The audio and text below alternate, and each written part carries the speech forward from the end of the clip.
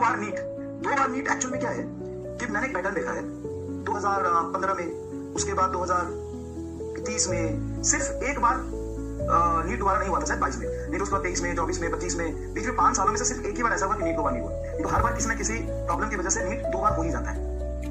और प्रॉब्लम क्या होता है कि इतना बड़ा एग्जाम है कि जेईई मेन से लगभग दुगने लोग बैठते हैं, बहुत बड़ा पेपर हो गया, जेईई मेन से लगभग दुगने लोग बैठते हैं, वैसे ही बहुत बड़ा एग्जाम हो गया।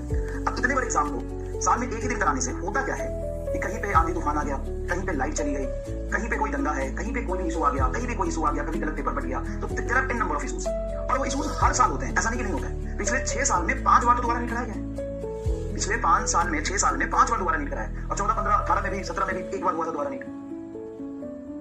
तो एक बार अगर किसी बच्चे के साथ कोई प्रॉब्लम हो गया कहीं भी, अब वो इशू रेज होता है तो कोर्ट में जाता है, कोर्ट सुनवाई करता है, तब तक काउंसलिंग हो जाता है, तब तक एंड रिजल्ट कुछ आ नहीं पाता।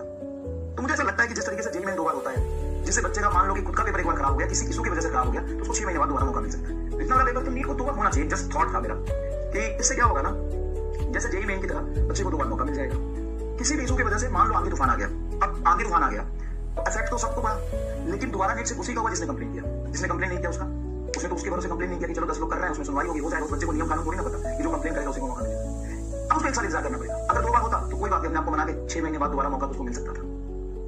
तो जाने अनजाने में कई बार बच्चों की गलती होती है, कई बार बच्चों की गलती नहीं भी होती है, तब भी उसको इस चीज में सफर करना पड़ता है। कई बार पेपर लीक हो गया, कुछ भी हो गया, कई सारे इशूज होते हैं। तो 2 बार कराने से ये होगा कि बच्चा कई बार ये सोचेगा कि नहीं अटेम्प्ट में अगले अटेम्प्ट में देना है, तो थोड़ा सा क्राउड भी कम होगा। शायद मुझे ऐसा लगा, अभी मेरा थॉट गलत भी हो सकता है, मैं इस पर 100% ये नहीं कह रहा हूं कि मैं ही सही हूं, लेकिन ऐसा होना चाहिए। ठीक है, चलिए शुरू करते हैं।